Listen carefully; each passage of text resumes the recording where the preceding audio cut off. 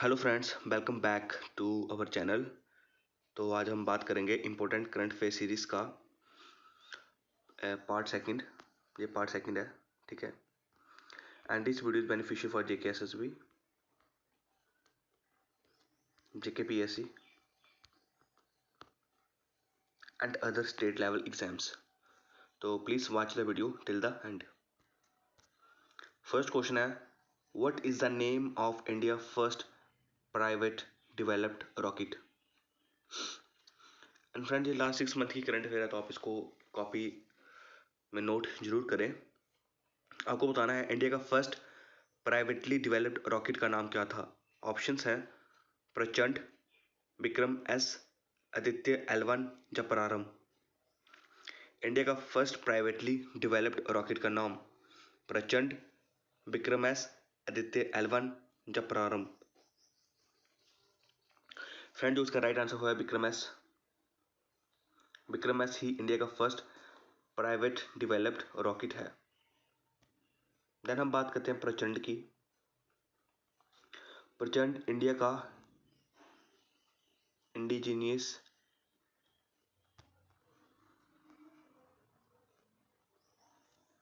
Designed and developed light combat helicopter है। तो प्रचंड क्या है? इंडिया का indigenous designed and developed light combat helicopter. तो जी आप नोट कर लेना। आदित्य L1 क्या है? इसमें हम स्टडी करने वाले हैं सोलर एटमॉस्फेयर। और ये किसका मिशन है पूछ लेगा। ये मिशन है इसरो का, ठीक है। इसरो का ये मिशन है आदित्य L1। आपने न्यूज में ये नाम बहुत सुना होगा, INS विक्रांत।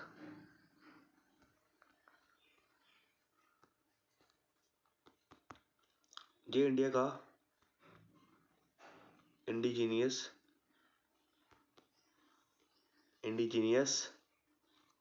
एयरक्राफ्ट कैरियर है, ठीक है। तो ये आप सब नोट कर लेना। हम बात कर रहे थे Aditya L1, I think Vikram S की बात कर रहे थे हम। तो ये विक्रम एस इंडिया का फर्स्ट प्राइवेटली डेवलप्ड रॉकेट है, जो मैंने आपको बता दिया। इसको लॉन्च कौन कर रहा है? इसरो इसको लॉन्च कर रहा है। डेवलप किसने किया है? स्काई रूट एरोस्पेस, जो कि हैदराबाद की एक एजेंसी है। एंड इस मिशन का नाम क्या है? अंडर मिशन प्रारंभ इस रॉकेट को बनाया गया है, जो कि इंडिया का फर्स्ट प्राइवेटली डेवलप्ड रॉकेट बना है। तो आप फ्रेंड्स इतना सब कुछ याद रखेंगे इसके बारे में। Move on to next question.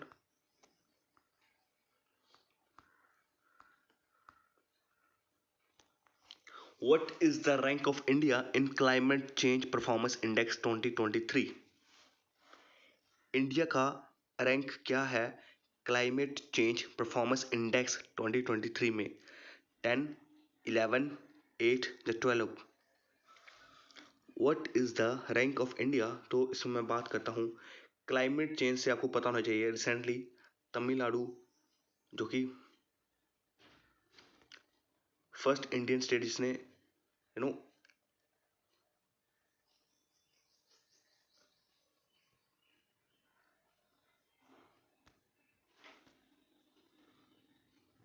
I think friends इसका क्या हो गया स्क्रीन, फ्रेंड्स सॉरी। तो क्वेश्चन क्या था? What is the rank of India in climate change performance index 2023? तो उसके ऑप्शन है 10, 11, 8 या 12। तो जो उसका राइट आंसर हुआ 8। इंडिया का रैंक था इसमें क्लाइमेट चेंज परफॉर्मेंस इंडेक्स में 2023 में 8। हम और एक दो रिपोर्ट की बात कर लेते हैं। एक होता है एमिशन गैप रिपोर्ट, ठीक है। गैप रिपोर्ट एक जी रिपोर्ट है, एक और है adaptation.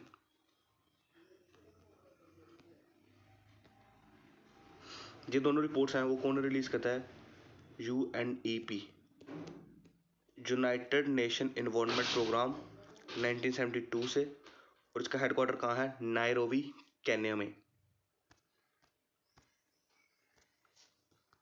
Next, which state host 53rd international film festival of India? कौन सी स्टेट होस्ट करने वाली है 53rd international film festival of India? Tripura, Tamil Nadu, Goa या Karnataka? Which state host 53rd international film festival of India? तो जो उसका राइट आंसर है वो है गोवा। तो गोवा ही होस्ट करने वाली है 53rd international film festival of India. But हम बात करेंगे कर्नाटका की। कर्नाटका में एक है, इस साल सेलिब्रेट किया गया था नेशनल यूथ डे। कहाँ पे सेलिब्रेट किया था या ऑर्गेनाइज किया गया था national youth day? Day 12 Jain को आपका क्या होता है? नेशनल यूथ डे, जो कहाँ पे सेलिब्रेट किया गया था? कर्नाटका में। 15 जैन को होता है आर्मी डे, जो कहाँ पे ऑर्गेनाइज सेलिब्रेट किया गया था? 15 जैन को होता आर्मी डे, वो भी कर्नाटका में सेलिब्रेट किया गया था।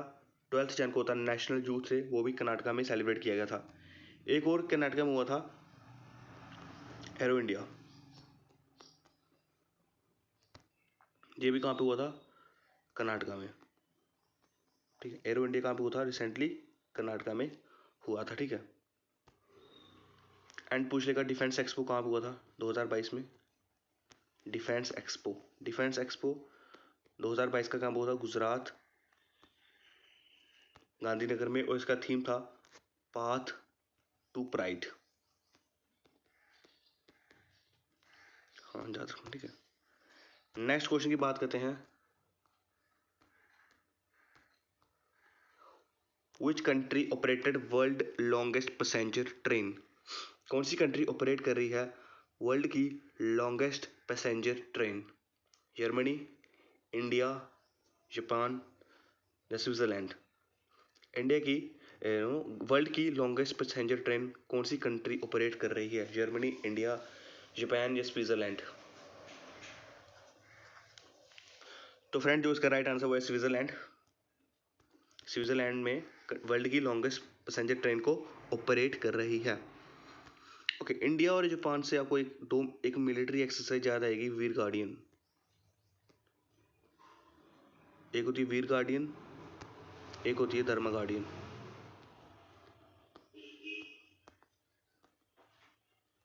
ये दोनों इंडिया और किसके बीच में हो रही है? इंडिया और जापान के बीच में होती है ये मिलिट्री एक्सरसाइज, ये आप याद रखेंगे। नेक्स्ट देखो, अभी गवर्नर तो स्टेट्स के अपॉइंट होते रहते हैं, हम वो याद नहीं रख सकते, बट हम याद रखेंगे गवर्नर का पॉलिटी के रेफरेंस में क्या आर्टिकल्स हैं और उसके साथ। एग्जाम में पूछ लेगा गवर्नर को अपॉइंट कौन करता है, तो आपको सबको पता होना चाहिए गवर्नर को अपॉइंट करते हैं प्रेसिडेंट। और प्रेसिडेंट के साथ कौन सा आर्टिकल डील करता है? Article number 52। और हमारी प्रेसिडेंट इस वक्त कौन है? द्रौपदी मुर्मू। ठीक है, द्रौपदी मुर्मू हमारी प्रेसिडेंट है, और प्रेसिडेंट के साथ कौन सा आर्टिकल डील करता है? आर्टिकल नंबर 52, जिनका नाम है द्रौपदी मुर्मू। ठीक है, आर्टिकल 63 डील करता है वाइस प्रेसिडेंट के साथ, एंड वाइस प्रेसिडेंट आपके क्या होते हैं? Chairman of Rajya Sabha. ठीक है, आर्टिकल 63 डील करता है वाइस प्रेसिडेंट के साथ, और वाइस प्रेसिडेंट ही आपके क्या होते हैं? Chairman of Rajya Sabha. बट हम बात कर रहे थे गवर्नर की, गवर्नर को अपॉइंट करते हैं प्रेसिडेंट। पार्ट 6 पूछ लेगा, part 6 of the Indian constitution किसके साथ डील करता है? वो करता है स्टेट एग्जीक्यूटिव के साथ। ओके, हम इंपॉर्टेंट पार्ट की बात कर लेते हैं। पार्ट फर्स्ट डील करता है आपका union plus territory of India. Part second deal करता है आपका सिटीजनशिप के साथ। किसके साथ? सिटीजनशिप के साथ। पार्ट थर्ड डील करता है आपका फंडामेंटल राइट्स के साथ। पार्ट फोर्थ डील करता है आपका directive principles of state policy. And part fourth A है जो आपका डील करता है फंडामेंटल ड्यूटीज के साथ। देन आता पार्ट फिफ्थ जो का डील करता है यूनियन एग्जीक्यूटिव के साथ। ठीक है, तो आपको ये पार्ट्स इंपॉर्टेंट पार्ट याद रखने, पूछ लेगा एग्जाम में ये पार्ट किसके साथ डील करता है। ठीक है, इसमें हमको इंपॉर्टेंट पॉइंट्स मैं बता देता हूँ, क्या याद रखना आपको। इंपॉर्टेंट पॉइंट ये याद रखना है कि अपॉइंट कौन करता है? प्रेसिडेंट। प्रेसिडेंट का आर्टिकल 52 पता होना चाहिए। पार्ट 6 डील करता है स्टेट एग्जीक्यूटिव के साथ। आर्टिकल 53 कहता है there shall be governor for each state, हर स्टेट के लिए एक गवर्नर होना चाहिए। आर्टिकल 153 जे कहता है और 152 कहता है कि एक इंडिया का एक प्रेसिडेंट होना चाहिए।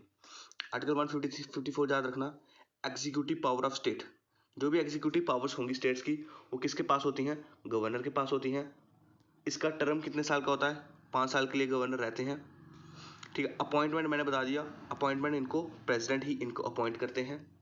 ठीक है, और 161 होता है pardoning power of the governor. ठीक है, और आर्टिकल 72 डील करता है पार्डन पावर ऑफ द, जो क्षमा करने की जो पावर होती है ऑफ द प्रेसिडेंट। ठीक है, नेक्स्ट हम मूव करते हैं।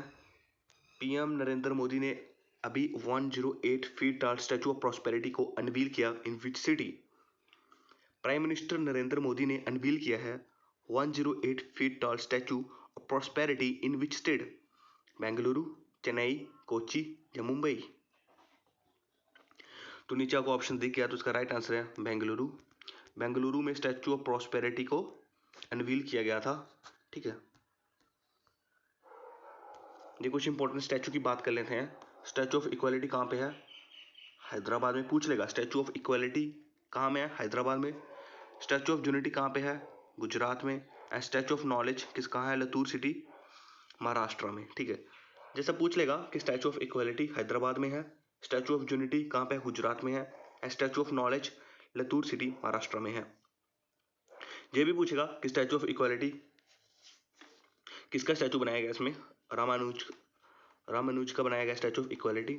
सरदार वल्लभ भाई पटेल के स्टैचू को स्टैचू ऑफ यूनिटी बोलते हैं। डॉक्टर बी आर अम्बेडकर जो कि फर्स्ट लॉ मिनिस्टर थे इंडिया के, क्या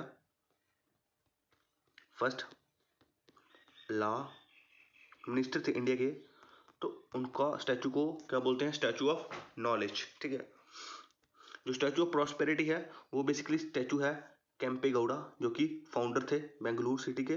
और बेंगलुरु कहाँ की सिटी है, कर्नाटका स्टेट की।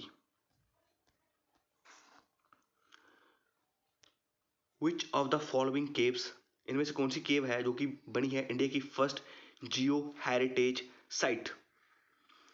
इनमें से कौन सी केव है जो कि बनी है इंडिया की फर्स्ट जियो हेरिटेज साइट, बताओ। ठीक है फ्रेंड्स, मैं राइट आंसर सीधा बता देता हूँ। आई थिंक इसका आई थिंक नहीं, श्योर है, इसका राइट आंसर है मामलू केव्स, जो कि कहाँ से आती है। ठीक है, जहाँ पे मिलती हैं ये मामलू केव्स, जो कि इंडिया की फर्स्ट जियो हेरिटेज साइट बनी है। तो हम कुछ स्टैटिक्स चीज की बात करते हैं। एक है लोकतक लेक, याद रखना, पूछ लेगा, बहुत बार एग्जाम में पूछा गया है कि लोकतक लेक कौन सी स्टेट में है। लोकतक लेक है मणिपुर में। फ्रेंड्स ये नोट करो, पूछे एग्जाम में जो स्टैटिक इंफॉर्मेशन होती है ऐसे ही याद रखी जाती है। लोकतक लेक कहाँ पे है, मणिपुर में है। दो फेमस आइलैंड है, वो आप बताओगे, आप बताना है मुझे कमेंट बॉक्स में, फेमस क्यों, मैं बता देता हूँ। एक है पीकॉक आइलैंड, एक है माजुली आइलैंड।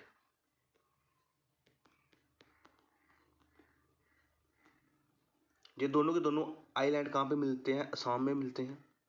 आप बताओगे जी क्यों फेमस हैं दोनों आइलैंड। ठीक है, एक चीज और याद रखना, मिजोरम को, Mizoram is also known has, Mizoram को एक और नाम से बुलाया जाता है मोलासिस बेसिन। पूछेगा तो ये इंफॉर्मेशन याद रखना। राइट आंसर मैंने बता दिया, मामलू केव्स, जो कि इंडिया की फर्स्ट जियो हेरिटेज साइट बनी है।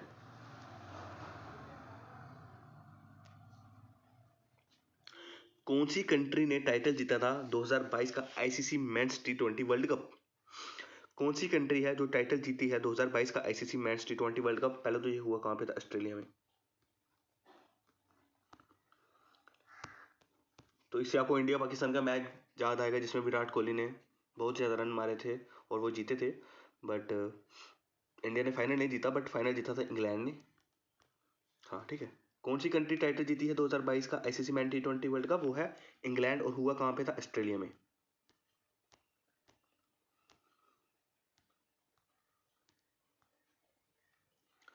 विच सिटी नहीं, which state Ranipur tiger reserve, ये रानीपुर टाइगर रिजर्व कौन सी स्टेट में है जो कि बनी है टाइगर रिजर्व ऑफ इंडिया। तो बताओ, ये टाइगर प्रोजेक्ट टाइगर कब चलाया गया था? ये चलाया गया था 1973 में। प्रोजेक्ट टाइगर कब चलाया गया था? 1973 में। और ये कौन सी स्टेट की रानीपुर टाइगर रिजर्व है जो कि 53rd tiger reserve of India बनी है? वो है उत्तर प्रदेश। ठीक है, उत्तर प्रदेश की 53rd tiger reserve of India बनी। आपको बताना वाल्मीकि नेशनल पार्क कहाँ पे है? वाल्मीकि नेशनल पार्क कहाँ पे है वो आप मुझे कमेंट बॉक्स में बताएंगे। मैक्सिमम नेशनल पार्क कहाँ पे है? मध्य प्रदेश में। मैक्सिमम नेशनल पार्क कहाँ पे है? मध्य प्रदेश में। मैक्सिमम एसटी पॉपुलेशन कहाँ पे है? वो भी कहाँ पे है? मध्य प्रदेश में है। कूनो नेशनल पार्क बहुत बार बताया फ्रेंड्स, कूनो नेशनल पार्क कहाँ पे है? मध्य प्रदेश में। फर्स्ट स्टेट जहाँ पे MBBS पढ़ाई जा रही हिंदी में वो कौन सी है? मध्य प्रदेश। ठीक है, हाँ पता होना चाहिए। गुजरात के बारे में एक चीज जानना, इंडिया का international bullion exchange, international bullion exchange कहाँ पे है? गुजरात में। ठीक है, एक जानना, गुजरात की एक विलेज है जो कि मोदेरा विलेज, मोदीरा ऐसा नाम है उसका, जो कि 24/7 सोलर पावर्ड विलेज है। पूछेगा मोदेरा विलेज कहाँ की है? गुजरात की है। फेमस क्यों है? क्योंकि वो 24/7 सोलर पावर्ड विलेज है।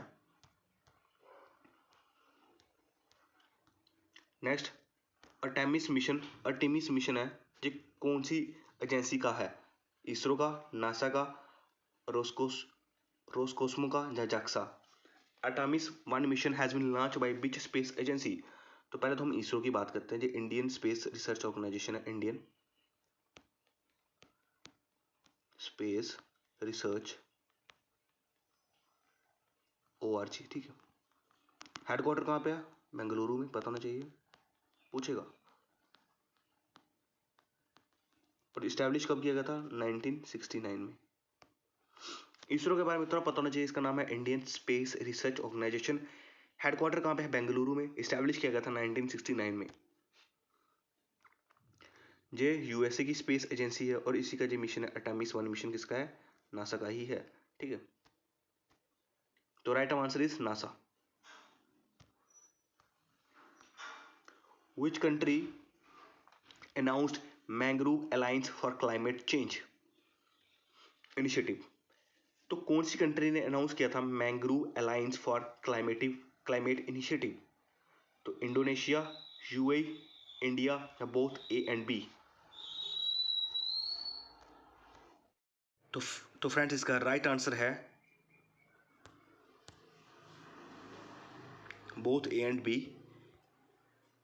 इंडोनेशिया और UAE ने मिलके mangrove alliance for climate initiative को अनाउंस किया था। इंडिया और इंडोनेशिया के बीच में आपको एक एक्सरसाइज याद आएगी, गरुड़ा शक्ति। ठीक है, गरुड़ा शक्ति जो कि मिलिट्री एक्सरसाइज है, इंडिया और किसके बीच में होती है? इंडोनेशिया के बीच में होती है। एंड आप बताओगे मुझे कैपिटल ऑफ इंडोनेशिया क्या है? ये मुझे कमेंट बॉक्स में जरूर बताओगे। नेक्स्ट हम बात कर लेते हैं G20, बिकॉज इंपॉर्टेंट है, बिकॉज इस साल का जो प्रेसिडेंसी है G20 की वो इंडिया के पास है, इसलिए हम इसके बारे में पढ़ लेते हैं। G20 को फाउंडेड किया गया था 1919 में, 199 में G20 को, जो कि ग्रुप ऑफ 20 कंट्रीज है, इसको इस्टेब्लिश ईयर है 1999। इसके कितने मेंबर्स हैं? टोटल मेंबर तो 20 हैं, जिसमें 19 कंट्रीज प्लस यूरोपियन यूनियन भी है। इंडिया ने इसको ज्वाइन किया था 1999 में, वही 1999 में। आपको पूछ लेगा 2022 में G20 की प्रेसिडेंसी किसके पास थी? इंडोनेशिया के पास। 2023 में राइट नाउ किसके पास है? इंडिया के पास। एंड 2024 में किसके पास होगी? ब्राज़ील के पास। इंपॉर्टेंट क्या है पूछेगा, G20 को इस्टेब्लिश कब किया था? 1999 में। 2022 में कौन इसकी समिट को होस्ट कर रहा था? इंडोनेशिया। 2023 में कौन कर रहा है? इंडिया। एंड 2024 में कौन करेगा? ब्राज़ील। ये आपको पता होना चाहिए। वर्ल्ड की फर्स्ट वैदिक क्लॉक, दुनिया की पहली वैदिक क्लॉक कहाँ पे इस्टेब्लिश की गई है? तो आपको पता होना चाहिए वेद कितने हैं, आपने वेदास के बारे में पढ़ा होगा। 4 वेद होते हैं। सबसे ओल्डेस्ट वेद कौन सा है? ऋग्वेदिक। ऋग्वेद सबसे ओल्डेस्ट वेद है, ये आपको पता होना चाहिए। जब हम हिस्ट्री की क्लासेस करेंगे उसके बाद उसमें हम पढ़ेंगे इसमें डीप में, बट राइट नाउ आपको पता होना चाहिए वेद 4 होते हैं और ओल्डेस्ट कौन सा है? ऋग्वेद। वर्ल्ड की फर्स्ट वैदिक क्लॉक कहाँ पे स्टैब्लिश की गई है? जयपुर, आगरा, उज्जैन या इंदौर? वर्ल्ड की फर्स्ट वैदिक क्लॉक कहाँ पे स्टैब्लिश की गई है? तो जो इसका राइट आंसर है वो है उज्जैन में, जो कि एमपी में है, वहीं पे ये स्टैब्लिश की गई है वर्ल्ड की फर्स्ट वैदिक क्लॉक। इंदौर एमपी की एक सिटी है जो कि इंडिया की क्लीनेस्ट सिटी है। हर साल जो इंडेक्स आता है क्लीनेस्ट वाला, तो उसमें क्लीनेस्ट स्टेट कौन सी सिटी कौन सी होती है? वह इंदौर। ठीक है।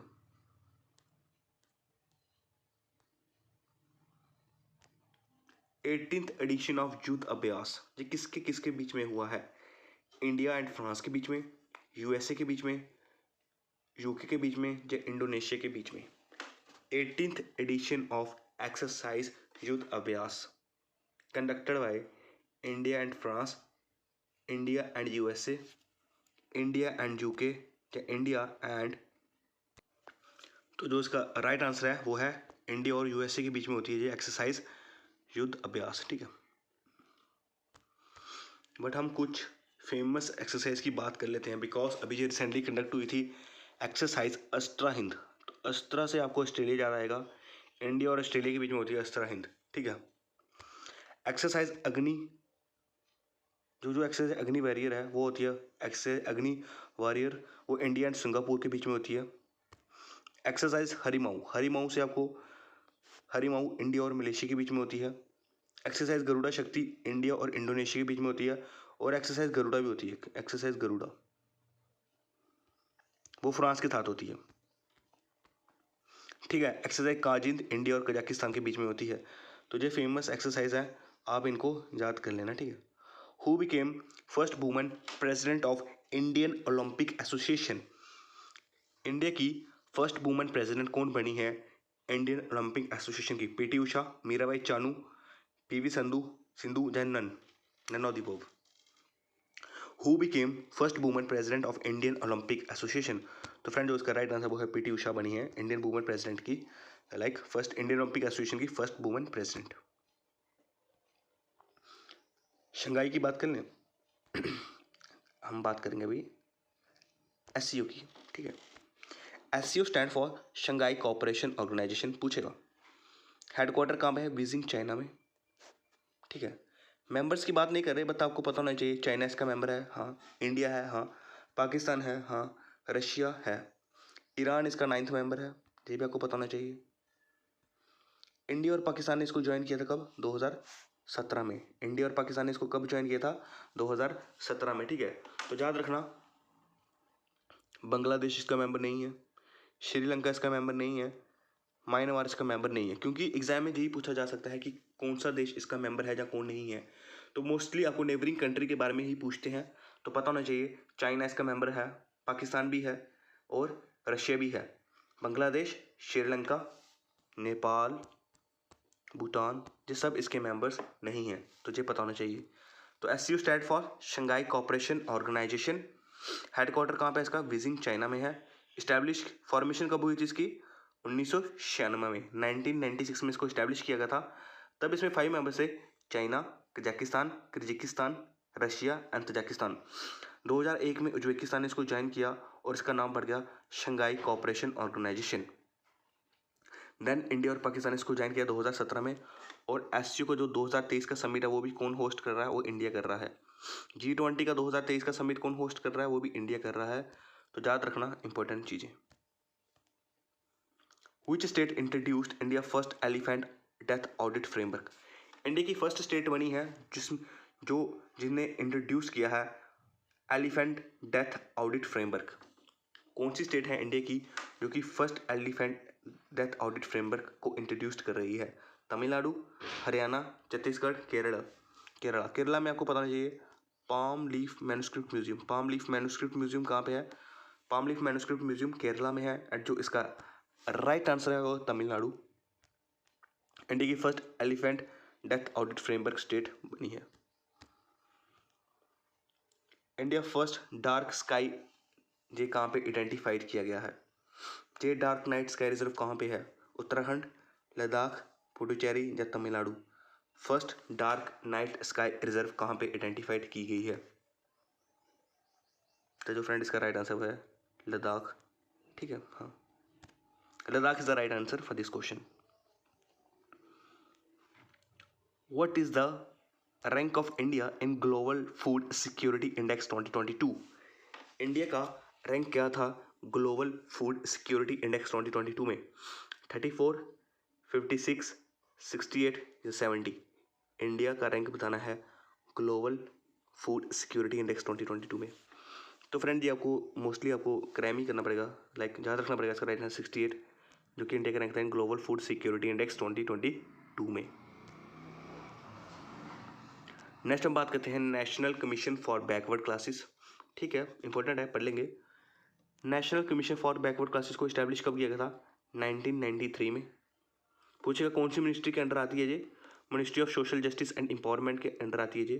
ठीक है, तो इसको कॉन्स्टिट्यूशनल स्टेटस दिया गया था by 102 constitutional amendment act of 2018। अगर किसी चीज़ को कॉन्स्टिट्यूशनल स्टेटस मिलता है देन उसके बारे में कॉन्स्टिट्यूशन में मेंशन किया जाएगा, और जिसका भी कॉन्स्टिट्यूशन में मेंशन होता है उसको एक पर्टिकुलर आर्टिकल होता है, एंड इसका आर्टिकल है आर्टिकल 330 बी। ठीक है, आर्टिकल 338 बी डील करता है national commission for backward classes.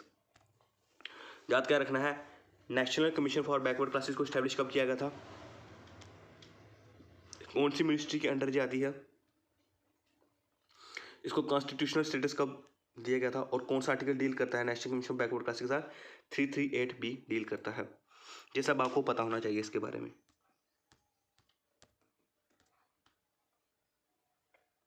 Next हम बात करते हैं यूनाइटेड नेशन सिक्योरिटी काउंसिल। ये सब ऑर्गेनाइजेशंस न्यूज़ में रही थी इसलिए हम इसको पढ़ रहे हैं। यूनाइटेड नेशन सिक्योरिटी काउंसिल को इस्टेब्लिश किया गया था 1945 में। हेडक्वार्टर कहाँ पे इसका? न्यूयॉर्क में है। इसमें कितने मेंबर्स होते हैं? 15 मेंबर्स होते हैं। 5 परमानेंट होते हैं और 10 नॉन परमानेंट होते हैं। बट आपको याद रखना है 5 परमानेंट मेंबर कौन है? China, UK, USA, Russia and France. क्या क्या याद रखना है? यूनाइटेड नेशन सिक्योरिटी काउंसिल को इस्टेब्लिश कब किया गया? 1945 में। हेडक्वार्टर न्यूयॉर्क में, और 5 परमानेंट मेंबर्स कौन है? China, UK, USA, Russia and France. हम बात करते हैं गगनयान मिशन की। ये इंडिया का फर्स्ट ह्यूमन स्पेस मिशन है, और ये किसका मिशन है? इसरो का। पूछेगा गगनयान मिशन किसके रिलेटेड है, तो इसमें हम ह्यूमंस को स्पेस में भेजेंगे। इंडिया का फर्स्ट ह्यूमन स्पेस मिशन है, और उसको लॉन्च कब किया जाएगा? 2024 में। लास्ट हमारा न्यूज़ है G20 के बारे में, अगेन पढ़ेंगे। आपको जो मैंने पहले बताया इसको इस्टेब्लिश कब किया था? 1999 में। तो थीम याद रखना इसका कि 2023 का G20 का समिट, जो G20 की प्रेसिडेंसी है वो कौन है, किसके पास है? इंडिया के पास है। तो इसका थीम था one earth, one family, one future, और वासुदेव कुटुंबकम। ठीक है, तो 2023 का प्रेसिडेंसी इंडिया के पास है, और इंडिया ने इसका इस साल का थीम रखा है इसका one earth, one family and one future. ठीक है, okay friends, thanks for watching. Please like करें, शेयर करें एंड सब्सक्राइब करें हमारे चैनल को for more study related updates. And हम फ्रेंड्स अब हम कंटिन्यू मतलब कंसिस्टेंट रहे में वीडियो अपलोड करने में। Okay friends, bye. I hope आपको ये लेक्चर अच्छा लगा होगा।